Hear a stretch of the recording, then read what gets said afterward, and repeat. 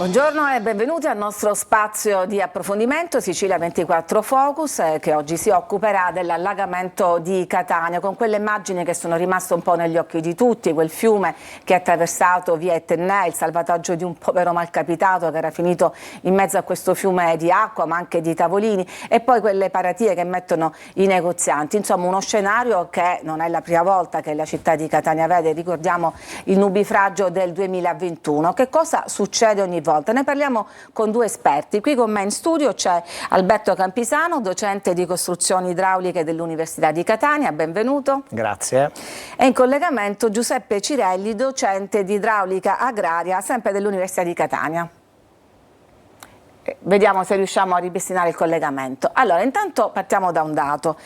Sono situazioni pericolose. La raccomandazione, quando ci sono queste allerte che possono essere arancioni o rosse o gialle, è vedere il meteo, e il consiglio è a tutti di stare a casa. C'è qualcuno però, come appunto il professore, che invece proprio in queste occasioni decide di uscire perché è il suo lavoro, quello di andare a controllare cosa sta succedendo, quanto piove e dove defluisce l'acqua. Quindi sabato scorso lei con il suo collega, proprio nel mezzo di questo diluvio, siete andati dove? Diciamo, grazie intanto, buonasera a lei, buonasera ai suoi telespettatori.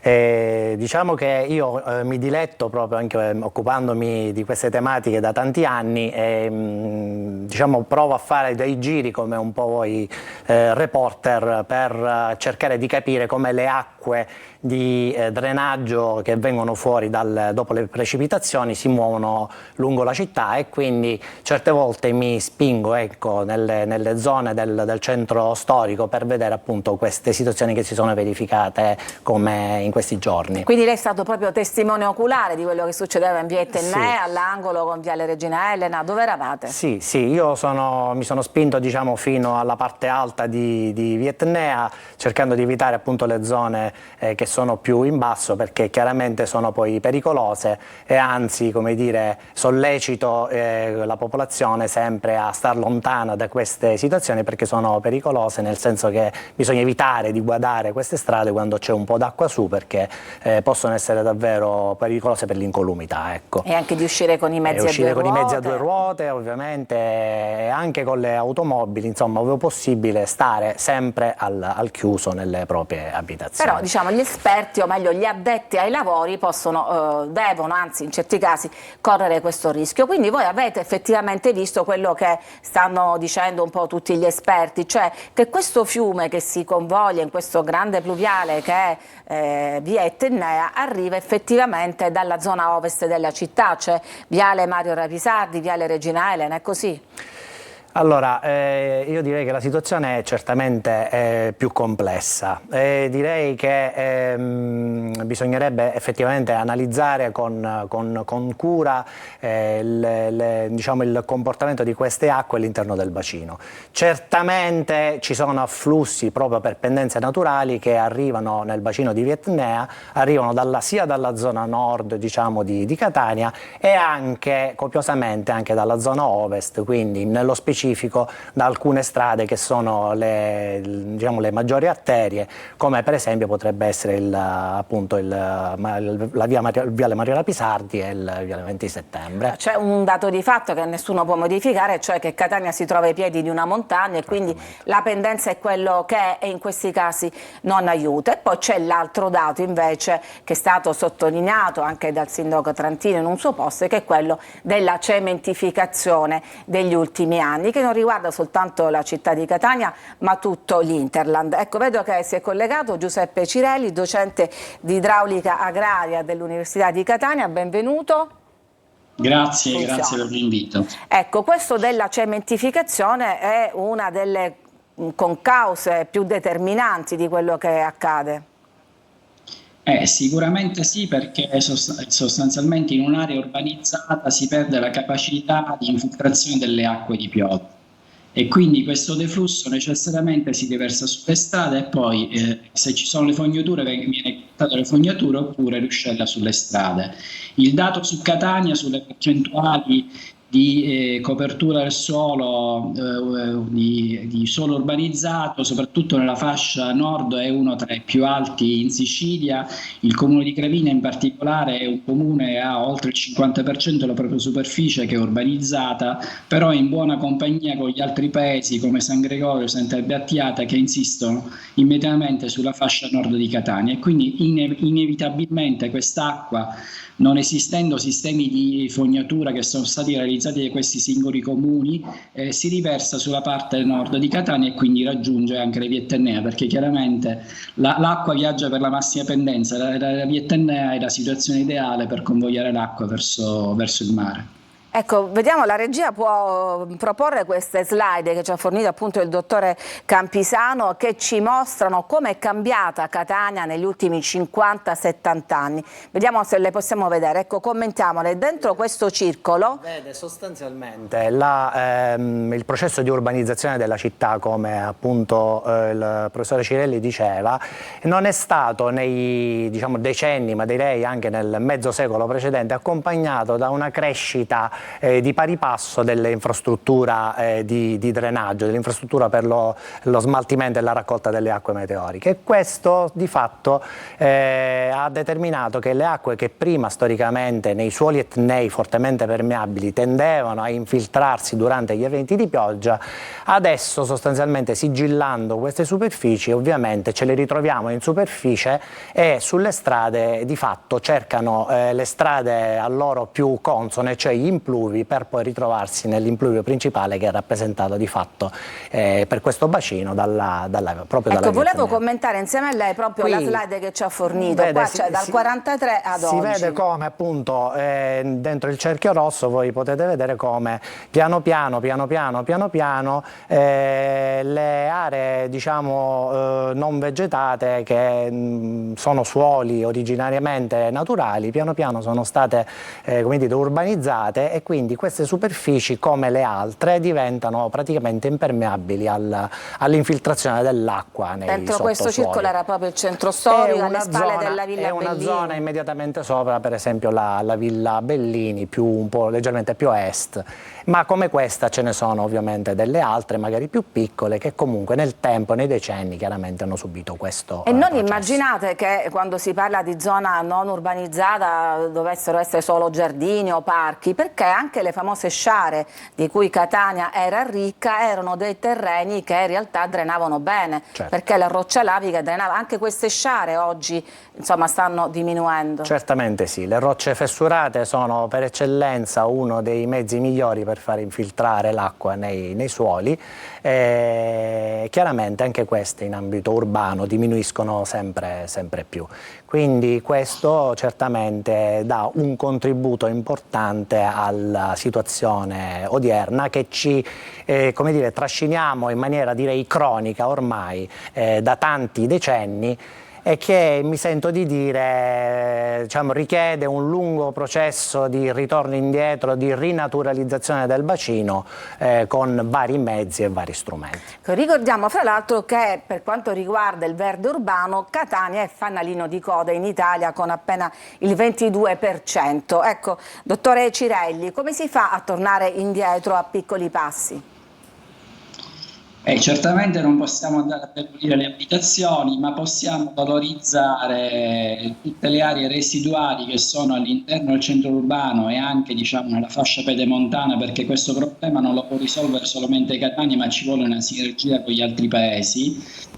Di evitare assolutamente l'occupazione del suolo per urbanizzare e virare verso le cosiddette soluzioni basate sulla natura, che favoriscono i processi di infiltrazione tramite tutta una serie di infrastrutture che vanno dai cosiddetti giardini della pioggia alle trincee di infiltrazione, ai bacini di infiltrazione e così via, che sono perfettamente applicabili nel territorio etneo proprio per le caratteristiche del territorio etneo che accennava il collega Campisano, che è una elevata permeabilità dei suoli che permette l'infiltrazione di queste acque.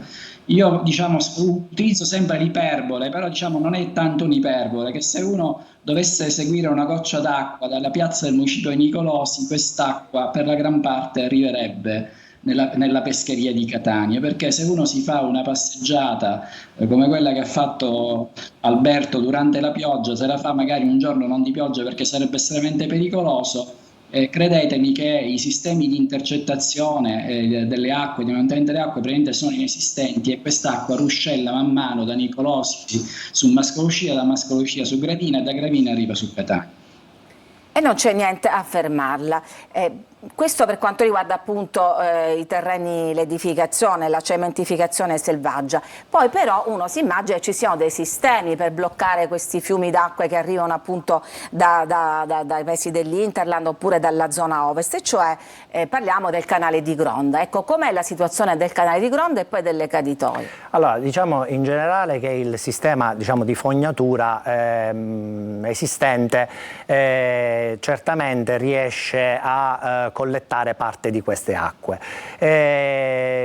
Chiaramente risulta insufficiente, perché da più parti nella città si vede come ci siano probabilmente anche dei restringimenti, delle sezioni che diventano, come dire, incapaci di trasportare quelle portate, tanto è vero che l'acqua come dire, apre i chiusini delle fognature e viene fuori sulle strade.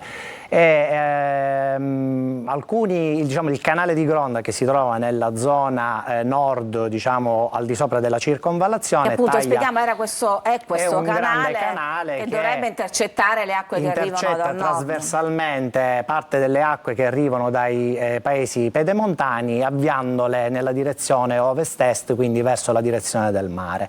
Quindi parte di quest'acqua sicuramente viene intercettata, altra parte probabilmente no, e procede quindi nella direzione appunto del centro di Catania, e quindi probabilmente un contributo di quest'acqua raggiunge i bacini della zona più bassa e quindi anche il centro storico. Quella che risulta probabilmente un po' più scoperta dal punto di vista della raccolta delle acque è questa zona ovest, al di sotto della linea di circonvallazione, che probabilmente meriterebbe a fronte di questo processo di urbanizzazione e di sviluppo che si è avuto nei decenni anche verso ovest, meriterebbe appunto la realizzazione di un sistema per l'intercettazione e quindi l'avvio di queste portate verso dei punti di scarico opportunamente identificati. Ricordo ai nostri telespettatori che potete interagire con i nostri ospiti scrivendo i vostri messaggi di testo al 342 745 5005. È arrivato appunto un messaggio che fa riferimento al Tondo Gioeni, al ponte del Tondo Gioeni, che faceva da spartiacque, scrive il nostro telespettatore, evitando di far confluire tutta l'acqua piovana in via Etnea. Dite di rifarlo, magari rifarlo è un po' complicato, no Cirelli? Però c'è qualche soluzione tampone che si può adottare proprio in quella zona? Dico, non era la situazione proprio così come l'ha descritta il telespettatore. Il Tondo Gioeni di fatto già con una parte delle acque vengono intercettate e vengono avviate verso il collettore est, che è quello che arriva verso ad Ognina sostanzialmente. Poi diciamo c'è un problema di manutenzione di questo collettore, ma quello è un altro problema. Adesso per esempio, proprio nell'ambito di questi interventi che stiamo proponendo innovativi, nell'ambito di un progetto europeo, che è il progetto Carnimed, di cui parte nel Comune di Catania ed è parte nel mio dipartimento, il Dipartimento di Agricoltura, Alimentazione e Ambiente, stiamo proponendo la realizzazione di un grande rain garden globale del Tondo Gioieni. Rain garden, cioè giardino della pioggia, no? Giardino della pioggia, esatto. Un giardino della pioggia, quindi è un'area di infiltrazione in cui si utilizzano substrati e piante, in cui le acque che scorrono sulla superficie stradale vengono fatte entrare all'interno di questo giardino della pioggia, subiscono un processo di filtrazione, quindi si migliora anche la qualità delle acque, perché non dobbiamo dimenticare che le acque del flusso stradale le chiamiamo impropriamente acque bianche, ma non sono per nulla bianche, perché soprattutto nei primi minuti della pioggia sono molto inquinati. E poi vengono fatte passare appunto attraverso questi substrati dove ci sono delle piante, depurano le acque, e la terza unità che verrà realizzata invece verranno realizzati dei pozzi di infiltrazione. In questo momento probabilmente avete visto anche dei macchinari che sono in quella rotonda, perché stiamo facendo i sondaggi, le prove diagnostiche per verificare la permeabilità dei substrati. Io vorrei dire a questo proposito che molte volte si dimentica una cosa. Io dico sempre che il mare inizia dalle caditoie stradali, soprattutto nella nostra situazione in cui noi abbiamo delle fognature miste, in cui sostanzialmente dreniamo sia acque di pioggia ma anche acque nere.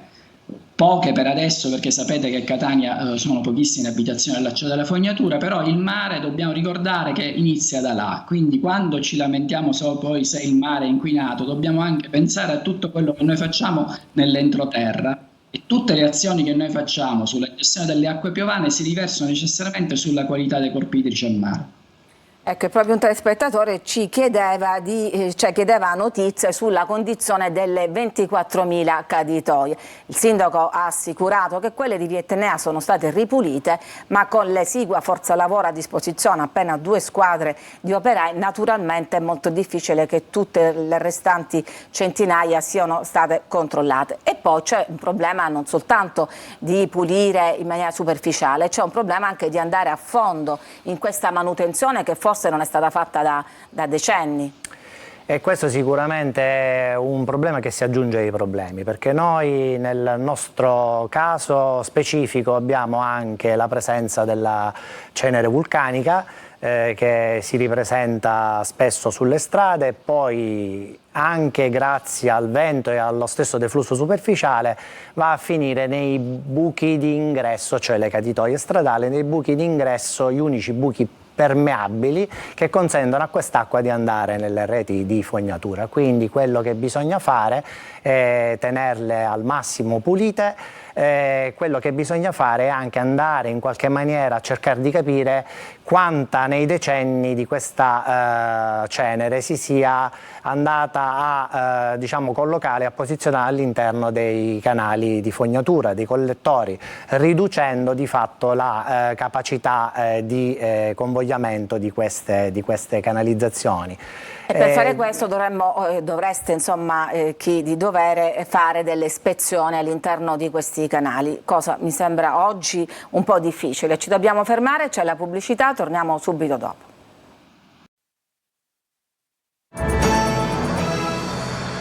Di nuovo in studio con i nostri ospiti: Alberto Campisano, docente di costruzioni idrauliche dell'Università di Catania, e Giuseppe Cirelli, docente di idraulica agraria sempre dell'Università di Catania, per cercare di capire quali sono le cause dietro l'allagamento della città di Catania a cui abbiamo assistito e che purtroppo potrebbe ripetersi, perché il problema, dicevamo, non è di facile soluzione. Il problema non è di facile soluzione, vediamo che si ripresenta con una buona frequenza, sostanzialmente annualmente all'inizio dell'autunno, ad ottobre, con eventi di una certa importanza ma non necessariamente sempre importanti. Ecco, voi per esempio con il pluviometro che avete, voi misurate la quantità di acqua che è caduta, che non è stata eccessiva? Ci sono tanti pluviometri, questo evento è stato un evento importante, diciamo, però ci sono stati storicamente degli eventi ancora più significativi rispetto a questo. Quanta acqua è caduta però? Più o meno, guardi, diversi pluviometri della zona nord hanno registrato dai 30 ai 40 millimetri più o meno di intensità in un'ora. Altri pluviometri della zona sud ho visto che hanno registrato di più, anche 60 millimetri, la zona di Fontana Rossa. Quindi è un evento abbastanza distribuito, complesso da affrontare. Però il problema è che è caduta tutta in quella mezz'ora. Il problema è che quest'acqua precipita tutta in intervalli di tempo molto concentrati, sostanzialmente mezz'ora d'acqua, diremmo qui dalle nostre parti, e quindi quando questi volumi cadono in intervalli di tempo così brevi, naturalmente i nostri sistemi di drenaggio rischiano fortemente, come in questo caso, di andare in crisi, diventano insufficienti di fatto. Cirelli ci presentava questo progetto che sta portando avanti l'Università di Catania con il Comune, questo del Rain Garden, il giardino dell'acqua al Tondo Gioeni. Mi viene da pensare che ci vorrebbero un po' di questi giardini un po' ovunque. Assolutamente sì, perché bisogna valorizzare le poche aree verde che noi abbiamo anche con questo scopo. Ma soprattutto bisognerebbe cercare di utilizzare le aree non urbanizzate di Catania per aumentare le aree verdi e magari ripensando queste aree verdi anche nell'ottica dell'infiltrazione delle acque. E poi c'è un intervento abbastanza banale, che è quello della raccolta delle acque piovane che provengono dai tetti delle terrazze, perché diciamo per esempio la Catania del Settecento, tutte le acque venivano accumulate all'interno delle cisterne che erano nei cortili dei palazzi. Io dico sempre come esempio la magnifica cisterna del Vaccarini che è all'interno del Palazzo Centrale dell'Università. Quello è un esempio virtuoso, secondo me, come bisognerebbe anche cambiare l'approccio a livello dei singoli palazzi, dei singoli edifici anche in centro urbano, cioè riportando l'acqua all'interno delle aree di pertinenza condominiale e facendo infiltrazione a livello locale. Questo alleggerirebbe il volume di acque che arrivano alle fognature e potrebbe dare un contributo significativo all'allagamento periodico che si verifica e che purtroppo, come ha detto Alberto, si potrà verificare perché nell'immediatezza non sono stati fatti e non si potranno fare interventi risolutivi.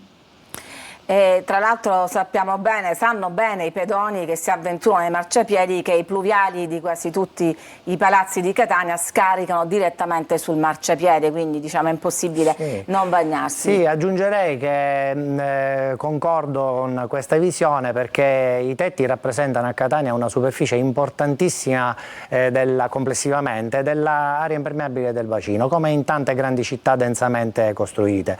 Si può arrivare anche a valori del 50-60% se non di più come superfici proprio a tetto, quindi intervenire con sistemi come dire, distribuiti ove possibile naturalmente, perché si tratta di interventi che non possono essere realizzati dappertutto, però intervenire ove possibile con interventi più piccoli ma distribuiti sul territorio certamente sarebbe un ulteriore contributo verso la mitigazione di questi fenomeni, quindi bisogna agire con una serie di interventi sia di tipo strutturale più importanti ma di tipo quindi sul sistema come dire, di drenaggio sia a livello distribuito sul bacino con interventi più piccoli complementari che certamente possono dare un contributo nella riduzione di questi fenomeni, nella mitigazione dei deflussi verso valle, tenendo conto che con la condizione di oggi come dire, comincia a diventare un po' fastidiosa per diciamo, la normale vita quotidiana. Ecco.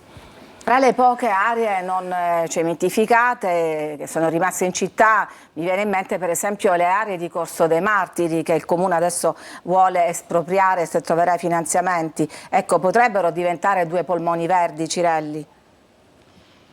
Ma diciamo, quelle aree mi pare che già ci sono altri progetti, spero almeno che in questi progetti che vengono implementati si adottino tutte le misure per fare infiltrazione dell'acqua in loco e non vengono distribuite sulle strade, però ci sono altre aree importanti non urbanizzate che ricadono proprio nel bacino più critico che era quello che accennava Alberto Campisano, che sono per esempio le lave che ci sono nella zona di Nesima, quelle che ci sono dove era previsto il centro di direzione di Cibali, altre che sono a sud di Viale Mario Pisardi. Quelle sono delle aree che si presterebbero benissimo per fare interventi di questo tipo con parchi e aree verde anche allagabili, perché sono rocce vulcaniche estremamente permeabili e si presterebbero benissimo a questo scopo. Allora, mi pare di poter tirare un po' le conclusioni rispetto a questo problema, che è un problema complesso, che non può incontrare delle soluzioni semplici o semplificate, che si deve affrontare da più parti e mi pare di capire che il Comune sta lavorando d'intesa con voi, che siete appunto dei tecnici dell'Università di Catania e che però la soluzione non sarà sicuramente dietro l'angolo. Ringrazio ancora Alberto Campisano, docente di costruzioni idrauliche, e Giuseppe Cirelli, docente di idraulica agraria, entrambi dell'Università di Catania. Grazie naturalmente anche a voi che ci seguite da casa.